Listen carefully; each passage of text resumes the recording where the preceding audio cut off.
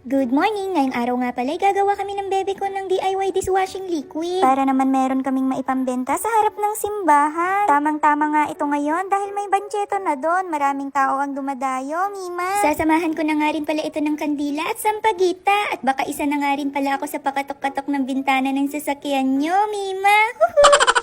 Uy, panaginip ko lang pala yun kagabi na ikwento ko lang, Mima. Ang totoo niyan, gagawa kami nito para may pang-stock kami ng isang taon. Uy, grabe naman yung isang taon.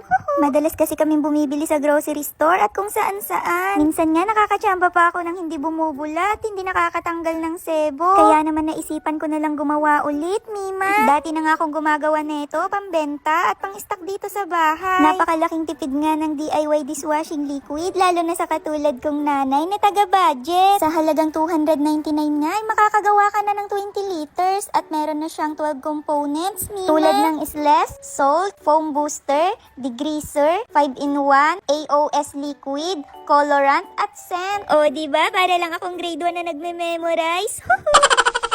Inuna na nga namin ilagay itong SLES at saka salt. At dahil nga kasama ko itong bebe ko na bida-bida, tropa ni Jollibee, ay siya na daw ang maghahalo para bida ang saya.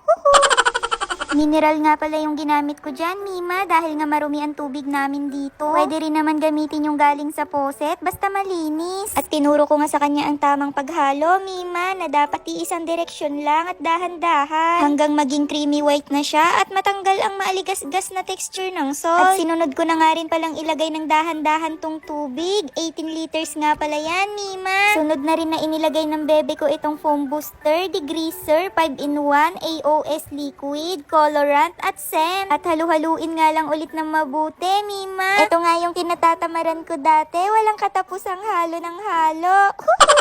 Buti na lang talaga, may kasama na akong gustong gawin yung mga ayaw kong ginagawa. Uy, ano daw? Ang gulo.